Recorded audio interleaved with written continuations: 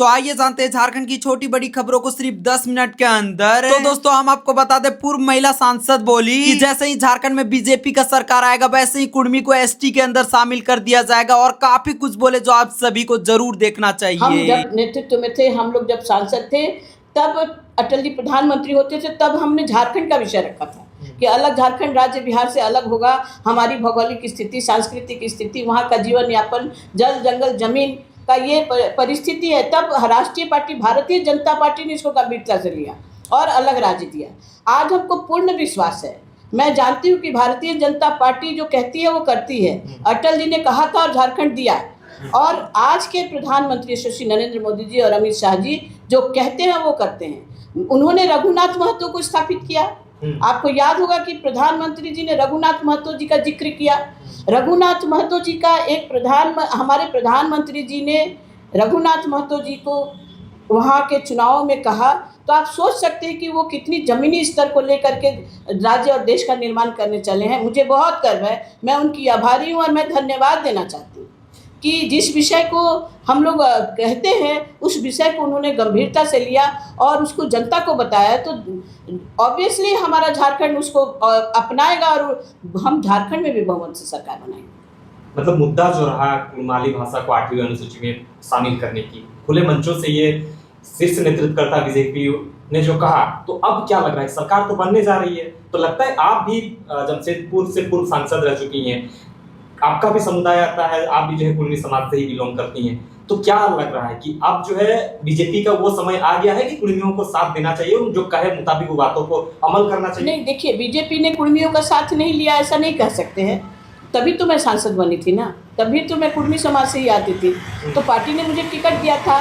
और आज फिर मैं 20 साल पहले भी मैं प्रदेश उपाध्यक्ष थी, आज फिर पार्टी ने मुझे प्रदेश उपाध्यक्ष बनाया है। तो ज़रूर उन्हें भी लगता है कि महिलाओं के साथ साथ झारखंड की सामाजिक परिस्थितियाँ जो है, सामाजिक परिदृश्य है, जो सामाजिक समरसता है, उसको जोड़ के पार्टी चलेगा तो पार्टी मजबूत होगा। और मजबूत पार्टी था और है और रहेगा। और हम बताएंगे अपनी परिस्थितियाँ, हम अपनी परिस्थितियाँ झारखंड की, जैसे झारखंड राज्य के लिए बताया मैंने, आज भी हम बताएंगे। क्या लगता है कि बहुत सारे कुर्मी आंदोलन में भी जो लोग शीर्ष नेतृत्व पे रहे हैं वो भी जो है इस बार के बंगाल चुनाव में अपना जगह बनाए, उन्हें भी जो है जगह मिला है, असेंबली में जाने को लेकर जगह मिला है, तो कितना मजबूती मिलेगी? क्योंकि सरकार गठन होंगी तो आप भी जानती हैं कि किस तरह से जो है हर जाति धर्म समुदाय को स्टेब्लिश करके जो है कैबिनेट की जाती है, तो क्या लग रहा है कि आपके समुदाय के लोगों को जगह कितना मिलना चाहिए? देखिए, मैं जो अपने राजनीतिक जीवन में अनुभव की हूँ, भारतीय जनता पार्टी के कथनी और करनी में अंतर नहीं होता है, जरूर प्रयास होगा। कैबिनेट में अपने समाज के लोगों को जगह देने की कोई बातें? देखिए, ये तो केंद्रीय नेतृत्व तय करेगा, और इसका जवाब तो मैं ये नहीं कह सकती हूँ कि उन्हें मंत्रिमंडल में जगह दिया जाएगा नहीं दिया जाएगा। जब इतनी गंभीरता से वहाँ पे विषय को रखे हैं, भाषा वाली बात, रघुनाथ महतो जी का बात, हमारे शहीदों का बात, वहाँ के स्थानीय मुद्दों की बात जब उन्होंने रखा है, ये पार्टी का केंद्रीय नेतृत्व निर्णय लेगा। अच्छा, बंगाल और झारखंड में क्या मतलब ये चीजें हो रही हैं? अगर अचानक से सत्ता परिवर्तन बंगाल में होती है तो झारखंड में ये कैसे पॉसिबल है? आपको क्या लग रहा है, क्या मास्टर स्ट्रोक होना चाहिए? नहीं, झारखंड में इस बंगाल का चुनाव जिन मुद्दों पे हुआ है और झारखंड में जो इलेक्शन होगा, जो मुद्दे आएंगे, बिल्कुल बंगाल से मिलता हुआ तो नहीं आएगा। बंगाल का मुद्दा कुछ और था, जंगल महल का मुद्दा कुछ और था, जो झारखंड और बंगाल से सटा हुआ एरिया है, और उन मुद्दों को पार्टी नेतृत्व ध्यान दिया है। तो निश्चित ही झारखंड के जो स्थानीय मुद्दे हैं, झारखंड में स्थानीय मुद्दे बहुत कुछ ऐसे हैं कि केवल बंगाल को ही लेके नहीं चलेंगे ना। झारखंड के जो स्थानीय मुद्दे हैं, झारखंड का जो सोशल स्ट्रक्चर है, झारखंड का जो राजनीतिक जो स्थितियां हैं, परिस्थितियां हैं, जो यहाँ का भौगोलिक स्थिति है, तो उस विषय को रख के चुनाव लड़ेंगे ना, और उस विषय को रखा जाएगा सही जगह पे। अच्छा, एक अंतिम सवाल रहेगा, जिस तरह से आप बीजेपी की जो है प्रदेश उपाध्यक्ष हैं, तो हमें ये सवाल करना आपसे बनता है। दीदी कह रही है कि हमारे साथ धोखा हुआ है, हम तो हारने वाले थे नहीं, हमारे 100 सीटों को जो है बीजेपी और चुनाव आयोग मिल के जो है गेम कर दिया है, जिस वजह से हमें सत्ता से बेदखल करने की एक साजिश रची गई। आप क्या जवाब देना चाहिए इसको लेकर? इस्तीफा भी नहीं देना चाह रही? नहीं, हारने के बाद तो देखिए, 15 साल उन्होंने भी राज किया है ना, 15 साल राज किया, वो अपनी उपलब्धि क्यों नहीं बता रही? वो क्यों? हारने के बाद तो ठीक है, आप किसी के सर पे कुछ भी फोड़ोगे, अपनी गलतियों को स्वीकारना चाहिए।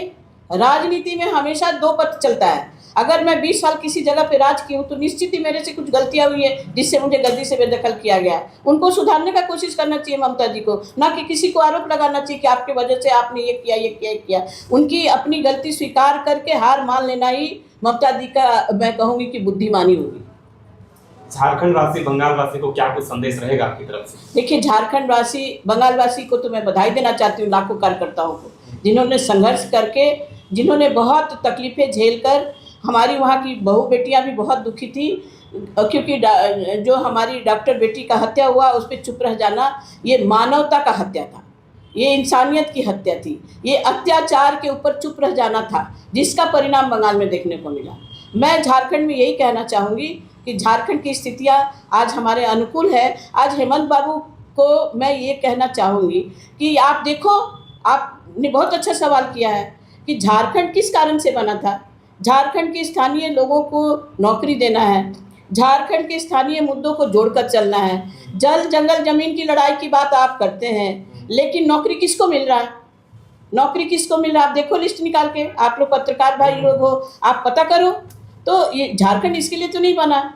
और दूसरी बात है कि आप यहाँ के जो स्थानीय मुद्दे हैं, जो झारखंड के जल जंगल जमीन के हक की बात है, तो आप उसको परे कर दे रहे हो, उसको किनारे कर दे रहे हो। और आप यहाँ के जो लोग मजदूरी, जो 4th ग्रेड जॉब है, टीचर्स का, सिपाहियों का तनख्वाह नहीं मिल रहा, आप क्या कर रहे हो? आप क्या कर रहे हो इस मुद्दे पे? पानी के लिए हम आज सड़क पे उतरे हैं, बिजली के लिए 4-4 8-8 घंटे बिजली कट जा रही है। ये मेन मुद्दा है। जिसको भी सत्ता में आना चाहिए वो मुद्दा से क्यों भटकता है? और मुद्दा से जब भटकेगा तो निश्चित ही वो सड़क पे आएंगे लोग। जैसे आज हमारे भारतीय जनता की पार्टी, मुझे भी जाना था, मैं कुछ कारण से रांची आई थी, मैं नहीं गई। तो बात ये है कि मैं जा रही हूँ, मैं आज भी सड़क पे हूँ, पानी के लिए, बिजली के लिए। क्यों? तो हमारा मुद्दा वही रहेगा जो जन मुद्दों से जुड़ा है, जो स्थानीय लोगों से जुड़ा है। चाहे वो जल जंगल जमीन की बात हो, चाहे स्थानीय लोगों की नौकरी की बात हो, स्थानीय का हक का बात हो। मैं झारखंडियों के हित की बात पार्टी करेगी और हम लोग सब सहयोग करेंगे। चुनाव जीतने का, चुनावी प्रक्रिया में हमेशा स्थानीय मुद्दा भी होते हैं, स्थानीय होते हैं मुद्दा, राज्य के मुद्दे होते हैं, सामाजिक मुद्दे होते हैं, जोग्राफिकल मुद्दे होते हैं। तो सोचो कि हमारा केंद्रीय नेतृत्व, हमारे यशस्वी प्रधानमंत्री नरेंद्र मोदी जी और अमित शाह जी गृह मंत्री जी, उन्होंने इतनी गंभीरता से वहाँ पे स्टडी किया और उस विषय को जाना कि जंगल महल में क्या विषय है जो इम्पोर्टेंट है, जिसको हमें ध्यान देना चाहिए। उसमें जो देखा होगा आप लोगों ने कि मंच से उन्होंने ऐलान किया कि मैं सत्ता में जब आऊँगा तो कुड़माली भाषा को 8वीं अनुसूची में शामिल करूँगा। ये बहुत प्रमुख विषय है भाषा हमारा। ये झारखंड, उड़ीसा, बंगाल